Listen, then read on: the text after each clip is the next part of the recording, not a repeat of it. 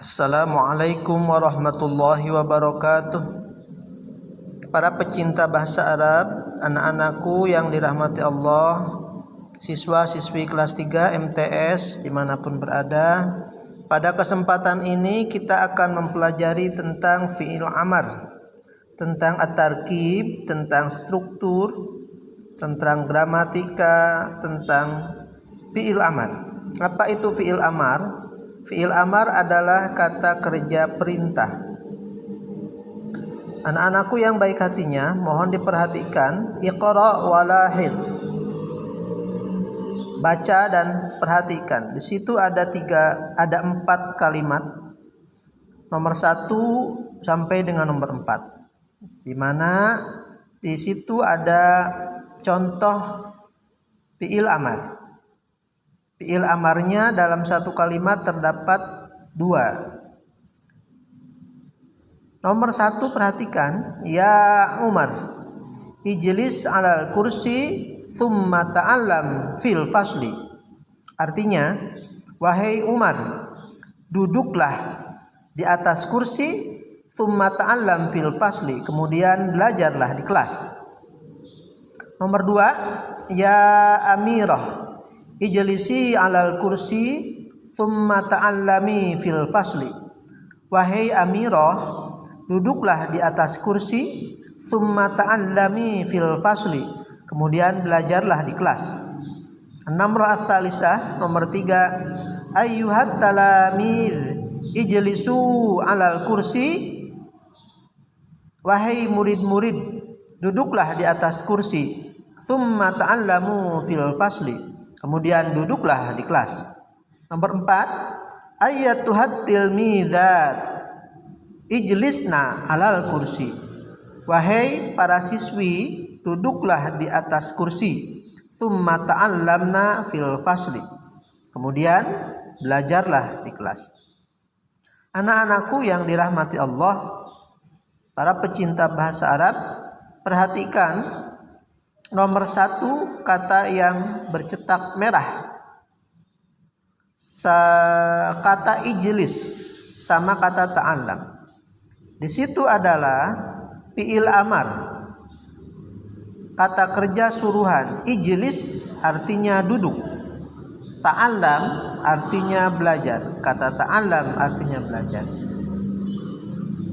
Yang kedua adalah ijlisi, juga artinya duduk. Ta'allami artinya juga belajar. Sama. Dari nomor 1 sampai dengan nomor 4, kata yang bergaris merah, kata yang dicetak merah itu artinya duduk. Hanya saja duduknya itu, suruh duduknya itu atau suruhan untuk duduknya itu, kalau yang pertama mah untuk Umar. Ya Umar ijlis. Wahai Umar, duduklah. Kalau nomor 2, ya Amirah ijlisi. Wahai Amirah, duduklah. Berbeda ya. Perhatikan, nomor 1 mah ijlis, nomor 2 ijlisi. Kalau nomor 3, ayyuhat talamid ijlisu. Wahai murid-murid, duduklah. Nah, murid-murid laki-laki duduklah. Kalau untuk murid perempuan, ayyatuhat tilmidzat ijlisna. Ya, duduklah, sama. Suruh duduk. Nah, tapi pola untuk menyuruh duduk itu antara Umar, Amirah, Talami, dan Tilmidat berbeda-beda. Kalau Umar itu menunjuk kepada satu laki-laki, maka suruh duduknya itu, kata suruhan untuk duduknya itu adalah ijlis. Perhatikan, ijlis. Tapi kalau untuk Amirah, satu orang perempuan, itu adalah ijlisi. Beda kan?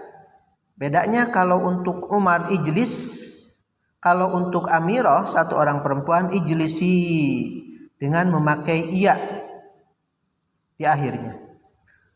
Kemudian perhatikan perbedaannya dengan nomor 3. Bagaimana kalau yang disuruh duduknya itu adalah murid-murid laki-laki banyak. Asalnya ijlis atau ijlisi untuk perempuan sekarang mah menjadi ijlisu dengan tambahan wawu mati di akhirnya. Kemudian harakatnya berubah, saknya asalnya mati sukun atau si menjadi su. Dan yang keempat adalah untuk perempuan banyak. Ijlisna ayyatuhat tilmidat ijlisna.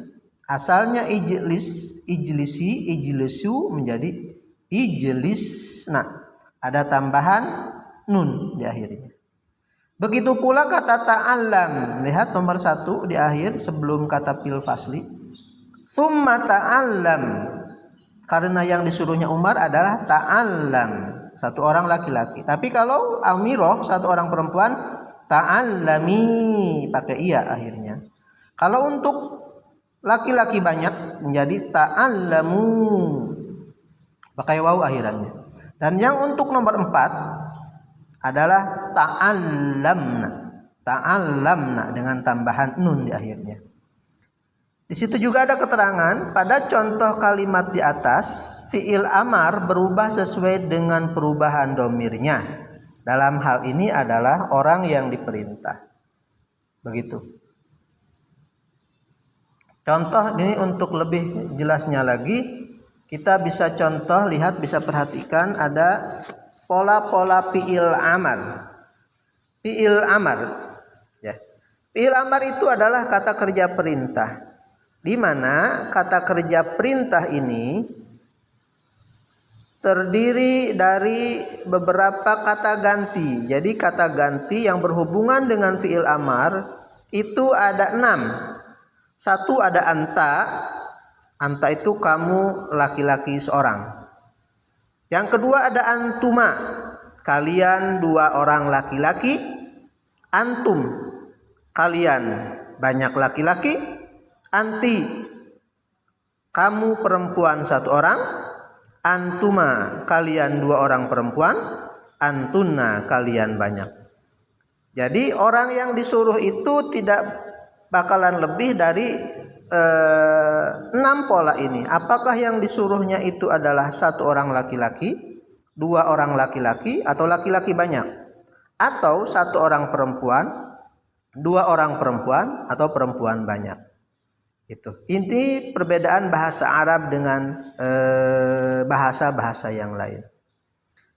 Yang pertama, kalau suruhan atau fiil amar untuk 1 orang laki-laki, itu pola dasarnya adalah uf'ul. Gitu ya. Mau uf'ul, mau if'al, begitu ya. Boleh. Nah, gitu. Uf'ul, gitu ya. Untuk 2 orang laki-laki, uf'ula. Untuk kalian laki-laki banyak, uf'ulu. Untuk 1 orang perempuan, uf'uli. Untuk 2 orang perempuan, uf'ula. Dan untuk perempuan banyak adalah uf'ulna. Contohnya di situ ada kata udrus, dari kata darosa asalnya. Udrus itu adalah untuk 1 orang laki-laki. Belajarlah, gitu ya. Udrus.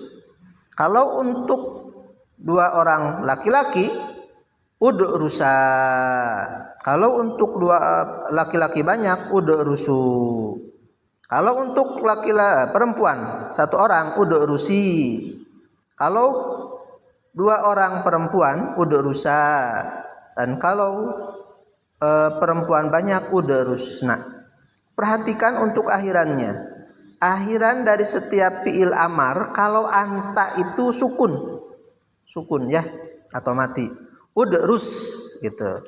Tapi kalau untuk 2 orang laki-laki, asalnya udrus menjadi udrusa dengan ditambah alif di akhiran dengan berharkat patah. Udrusa. Untuk antum laki-laki banyak itu adalah akhirannya adalah wawu dengan domah udrusu, gitu. Kalau untuk anti 1 orang perempuan itu adalah dengan tambahan iya di akhirnya. Asalnya udrus menjadi udrusi ya. Kalau untuk dua orang perempuan ini sama, dua orang laki-laki dengan dua orang perempuan sama menjadi udrusa. Dan untuk perempuan banyak akhirannya itu ditambah dengan nun menjadi udrusna begitu ya. Itu anak-anakku yang baik hatinya. Sekarang kita mau untuk membuat fiil amar. Jadi polanya bagaimana? Pola fiil amar ini. Jadi kita perhatikan di sini ada pola membuat fiil amar. Untuk membuat fiil amar ini ada 4 macam atau ada 4 tingkatan, ada 4 cara. Yang pertama, kita harus tahu dulu fiil mudhore', ya. Contohnya di situ ada kata yadrusu, yaftahu, sama yajlisu gitu ya. Yadrusu, yaftahu, yajlisu. Ini fiil mudhore'. Kenapa dinamakan fiil mudhore'? Karena di awalnya terdapat ya, huruf mudhora'ah. Ya. Nah, untuk membuat fiil amar itu yang pertama kita harus tahu fiil mudhore'. Cara yang kedua adalah selanjutnya hilangkan fiil mudhore'-nya. Nah, di sini asalnya ya derusu ada ya-nya. Cara yang kedua hilangkan huruf mudhora'ah yaitu ya-nya menjadi tuh kan ya-nya dibuang ya. Asalnya yadrusu ya-nya dibuang. Asalnya yaftahu menjadi ya-nya dibuang. Yajlisu ya-nya dibuang. Setelah huruf mudhora'ahnya dibuang, ya-nya dibuang, maka cara membacanya kita tidak bisa. Ya, cara membacanya kita tidak bisa. Tapi sebelum itu ada juga cara yang ketiga. Yang ketiga selanjutnya adalah sukunkan huruf yang terakhir. Huruf yang terakhirnya adalah sin kan, ini kan asalnya su, hu, dan su. Ini harus disukunkan ya. Huruf awalnya sudah sukun, kemudian huruf akhirnya pun sukun ya. Sukun, sa-nya sukun, ha-nya sukun, sa-nya sukun. Itu asalnya su, hu, su ya. Dan yang terakhir, cara yang terakhir adalah karena kita tidak bisa membaca huruf awalnya karena sukun, ini andrus, bacanya gimana? Tah, ya, karena nggak bisa, maka cara yang keempat untuk membuat fiil amar itu berikan hamzah jika huruf pertamanya ternyata sukun. Jadi kita yang mempelajari yang sukun dulu huruf awalnya ya.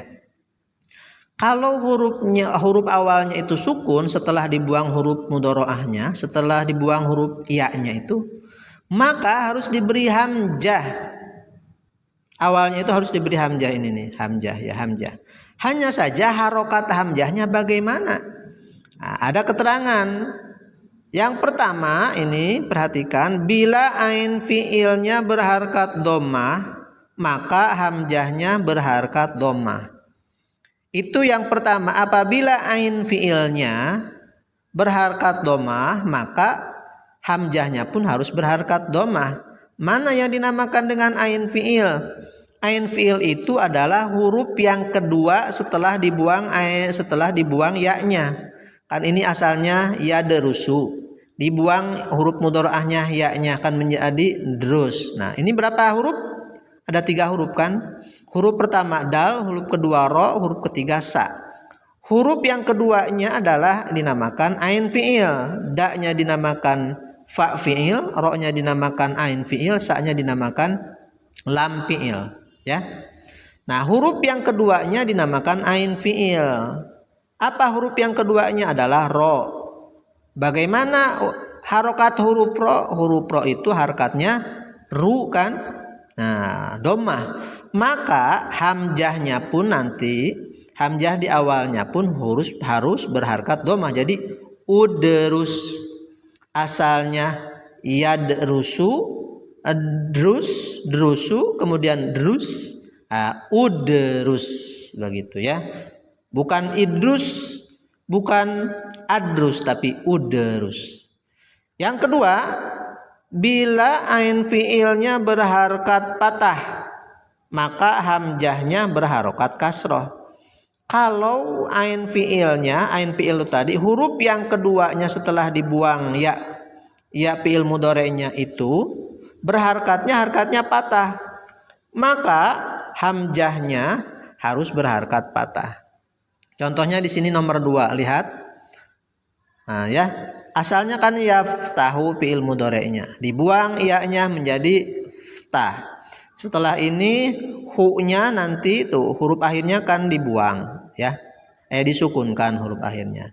Nah, di sini kan ada 3 huruf, ada fa, ada ta, ada ha. Fa, ta, ha gitu ya. Huruf yang pertama fa-nya fa fiil, ta-nya dinamakan ain fiil, ha-nya dinamakan lam fiil. Ain fiilnya atau huruf yang keduanya setelah dibuang iya-nya berharkat apa ini? Harkatnya fathah. Ta gitu ya. Karena berharkat fathah, maka untuk hamzahnya ini, hamzah fiil amarnya itu adalah harus berharkat kasroh. Jadi asalnya yaftahu, ftahu, ftah, iftah.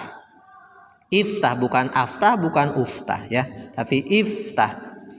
Kemudian yang ketiga, bila ain fiilnya berharkat kasroh, maka hamzahnya harus berharkat kasroh. Contohnya nomor 3, ya jelisu, dibuang ya-nya menjadi jelisu. Setelah jelisu huruf akhirnya disukunkan jadi jelis. Karena gak bisa bacanya maka harus ditambah hamzah. Harokat hamzahnya karena huruf yang keduanya ini, huruf yang kedua setelah dibuang iya-nya, huruf yang keduanya apa ini? Lam kan? Harkatnya apa? Li kan, kasroh. Karena huruf yang keduanya atau ain fiilnya ini berharkat kasroh ya, atau i di bawah, maka hamzahnya pun harus berharkat i menjadi ijlis, bukan ajlis atau ujlis, tapi ijlis. Karena huruf yang kedua atau ain fiilnya di sini hurufnya berharkat kasroh. Itu adalah cara membuat fiil amar dari fiil mudhari. Ulangi lagi, fiil amar dari fiil mudhari. Yang pertama dibuang huruf mudhari'ahnya, iya-nya. Yang kedua hilangkan huruf mudhari'ahnya. Yang kedua setelah dihilangkan itu disukunkan huruf terakhir. Dan setelah disukunkan huruf terakhirnya ditambah hamzah. Apabila huruf yang keduanya setelah dibuang harap mudhari'ahnya itu berharkat dhammah, maka hamzahnya harus berharkat dhammah. Apabila setelah dibuang huruf mudhari'ahnya itu huruf yang keduanya itu berharkat patah, maka hamzahnya harus berharkat kasrah.